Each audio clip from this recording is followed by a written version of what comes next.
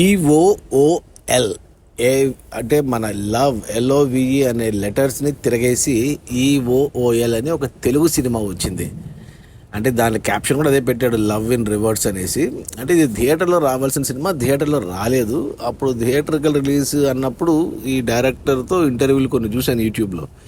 Director కూడా కొద్దిగా జుట్టు పెంచుకొని కొద్దిగా విచిత్ర వేషధారణతో విచిత్రంగా మాట్లాడుతున్నాడు. పేరు కూడా రామయోగి వెలగపూడి అని, ఎన్ఆర్ఐ అనుకుంటా, అమెరికా రిటర్న్ అనుకుంటా. అతను కొంచెం అంటే ట్రైలర్ చూసినప్పుడు అనిపించింది ఇతను ఏదో మన రామ్ గోపాల్ వర్మకి ఏకలవ శిష్యుడు అనిపించింది. ఇక సినిమా వచ్చేసి మన ఆగస్టు 15 నుంచి ఓటీటీ మన ఆహాలో స్ట్రీమ్ అవుతుంది. 2 గంటలు ఉంది సినిమా.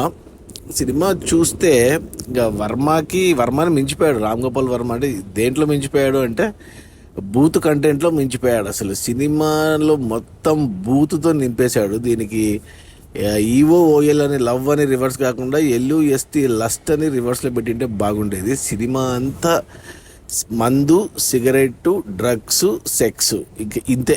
ఇక ఒక కథ, కాకరకాయ, కమామిషి ఏమీ లేదు. అంత కొత్త వాళ్ళని పట్టుకొచ్చాడు, అమ్మాయిల్ని, 2 అమ్మాయిల్ని. ఒక తెలుగులో కొద్దిగా కొన్ని సినిమాలు ఉన్నాడు అతన్ని పెట్టాడు. అతను మిస్కాస్ట్ అయ్యాడు ఆ అట్మాస్ఫియర్కి. అంటే కొద్దిగా మిగతా వాళ్ళంతా సెట్ అయ్యారు కానీ ఆ హీరో సెట్ అవ్వలేదు. అంటే ఆ రిచ్ అంబియన్స్కి అతను మాసీగా ఉన్నాడు. అంటే చాలా మటుకు డైలాగ్స్ ఇంగ్లీష్లో ఉంటాయి కాబట్టి, బూత్ సినిమా కాబట్టి ఇంగ్లీష్ డైలాగులు ఎక్కువ ఉన్నాయి. ఇతని నోట్లో ఇంగ్లీష్ అంత అంటే సెట్ అవ్వలేదు అనమాట.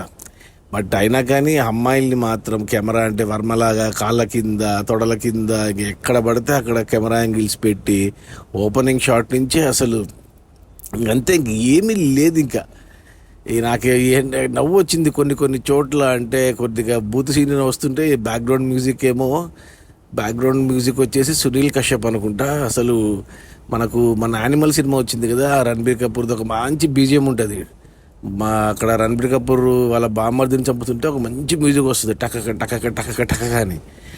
అలాంటి మ్యూజిక్ని ఇక్కడ బూత్ సీన్లలో పెట్టుకున్నాడు. నవ్వు వచ్చింది నాకు.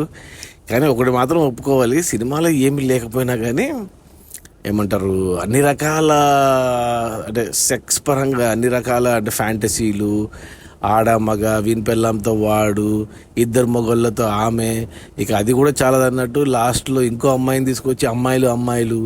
ఇక హైలైట్ ఏమంటే 2-3 సార్లు అమ్మాయిల మాస్టర్బేషన్ కూడా చూపిస్తాడు. అబ్బో ఎందుకులే, ఇంకా అబ్బాయిలకు మాత్రం పండగ, మగవాళ్ళకి. నాకైతే అంటే సినిమా నచ్చకపోయినా బట్ ఆ డైరెక్టర్ అంటే ఏమంటారు అంటే సాఫ్ట్ పార్న్ చూసిన ఫీలింగ్ వచ్చింది నాకు. పార్న్ మూవీస్ తెలుసు కదా మనకు, అందులో డైరెక్ట్గా ఉంటుంది అంతా ఓపెన్గా. దీంట్లో సాఫ్ట్ పార్న్ అంటే ఎక్కడ కవర్ చేయాలో అంతవరకు కవర్ చేశాడు. ఇక మిగతా అంతా ఇంకా పార్నే, సాఫ్ట్ పార్న్ అని చెప్పాలి ఈ సినిమాని.